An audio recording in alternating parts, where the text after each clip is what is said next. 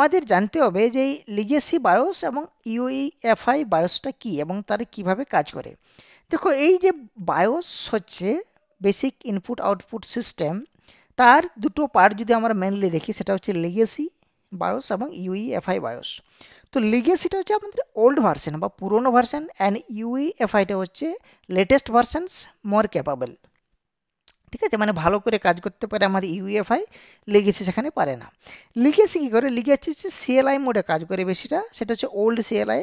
UEFI কি করে না, লেটেস্ট জিইউআই কাজ করে, গ্রাফিক্যাল ইন্টারফেসে কাজ করে। ঠিক আছে, এবং লিগেসি যে বায়োসটা আছে সেটা শুধুমাত্র এমবিআর ফাইলকে সাপোর্ট করে। ইউইএফআই যেটা আছে সেটা এমবিআর আর জিপিটি দুটোকেই সাপোর্ট করে। আমরা পরবর্তীকালে জানবো যে এমবিআর এবং জিপিটি এগুলো কি জিনিস। এখন শুধু আমরা জানবো যে একটা ফাইল সিস্টেম, এবং শুধুমাত্র লিগেসি যেটা আছে সেটা শুধুমাত্র এমবিআরকেই সাপোর্ট করে, এবং ইউএফআই এমবিআর আর জিপিটি দুটোকেই সাপোর্ট করছে। রাইট।